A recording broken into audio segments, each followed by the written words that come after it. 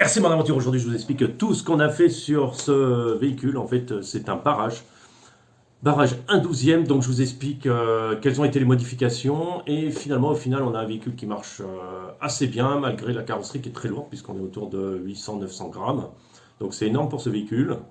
Et malgré ça, en fait, la carrosserie va l'écraser et ça va très bien fonctionner. Bon, ça marche pas aussi bien que le Axial, forcément, mais, euh, mais c'est un véhicule qui marche très très bien par rapport à son prix. Ne l'oubliez pas, il est vraiment pas cher. Donc, je vous explique ça tout de suite. On passe en mode en dessous. C'est bon, à tout de suite. Alors déjà, on a installé cette carrosserie qui est issue d'un... C'est un abonné qui me l'envoie, Bisounours vers nous. Donc il y avait tout le système d'éclairage, donc a tendance un peu à se débrancher. J'ai les stickers d'un autre abonné et j'ai aussi mis dessus, j'ai réussi à adapter en fait la carrosserie. Donc c'est fixé à l'avant avec une charnière de porte et en fait c'est clipsé à l'arrière, enfin pas clipsé, c'est tenu, je vous montre ça tout de suite, par des aimants qui vont s'aimanter sur le châssis directement. Et en fait, j'ai mis une espèce de mousse pour faire une sorte d'amorti pour pas que le truc tape tout de suite. Je vous montre la charnière, donc c'est vraiment une charnière basique que vous trouvez partout. Trouvez partout dans les magasins de bricolage. Voilà.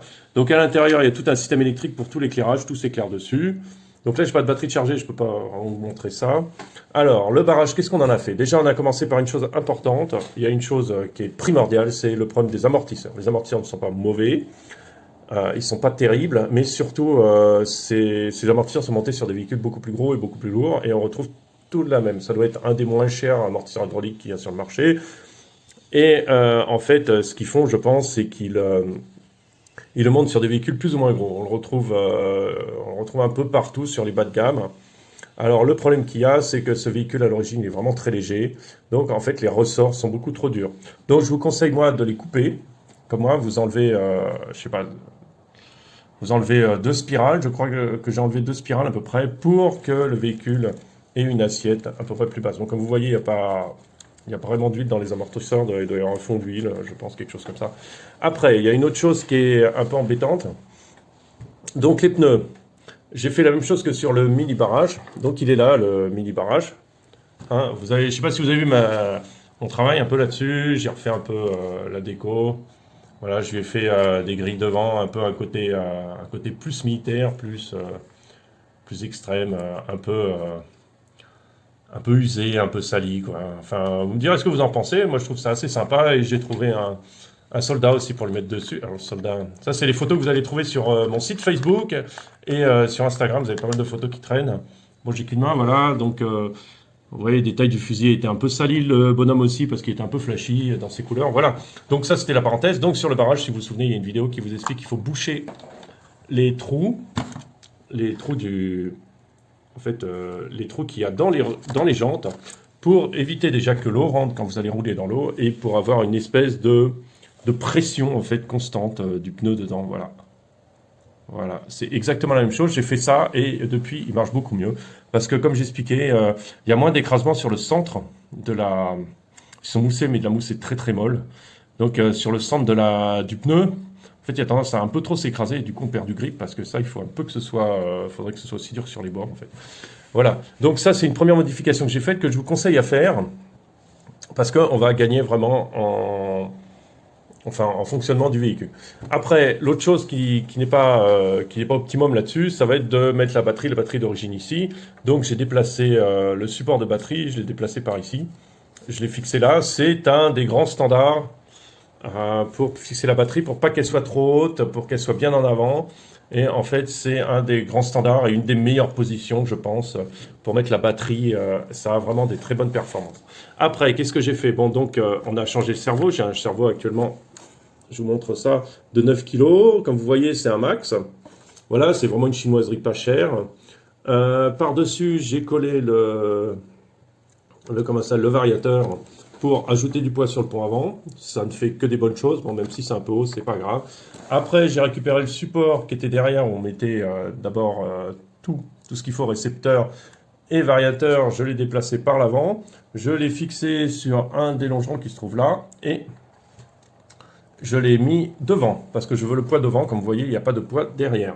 Après, une autre chose qui est importante, c'est que pour que vous puissiez arriver à faire ça, En fait, il va falloir que vous dévissiez ici et de l'autre côté pour enlever le longeron. En fait, c'est exactement la même chose que derrière.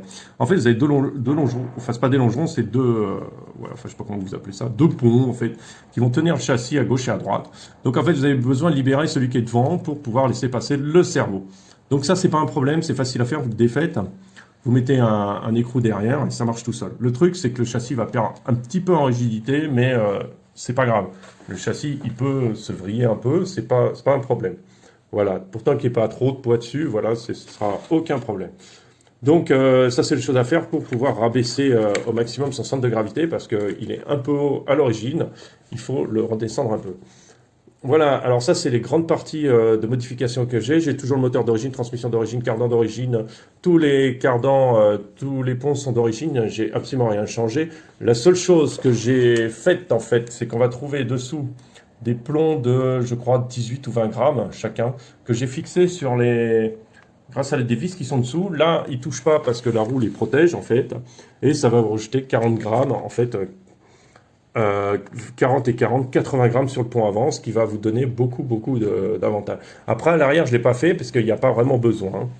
Je n'ai pas trouvé que c'était nécessaire. Il fallait plutôt du poids vers l'avant.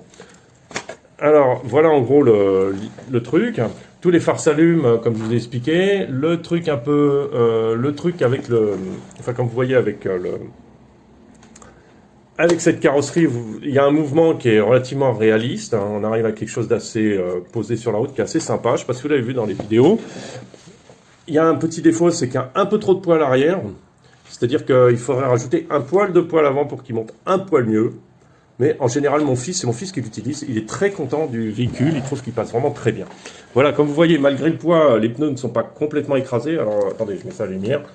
Voilà, ils sont écrasés un peu, mais pas non plus complètement. Et ça, c'est dû au fait qu'on a rajouté, on a bouché les trous pour garder la pression à l'intérieur. Voilà, écoutez, j'ai essayé de vous expliquer en 2-3 mots quelles ont été les modifications. Voilà, bah, comme ça vous voyez bien comment c'est. Je pense qu'il va garder cette carrosserie en permanence. On a prévu de faire une compétition dans 2 semaines. Donc on va participer tous les deux. Alors lui va participer avec celui-là, moi je vais participer avec le Axial. Et par contre, celui-là n'aura pas la carrosserie, cette carrosserie-là qui est trop pénalisante dans le vraiment technique. Et surtout en compétition, on a tendance à se retourner. Donc ça, de toute façon, je vous tiens au courant, vous verrez tout ça. Allez, je vous souhaite une bonne journée sur ces images de 2 barrages, l'un à côté de l'autre. Le 1/12e et le 1/24. Voilà, si vous avez des questions, n'hésitez pas en commentaire. A plus, allez, bonne journée.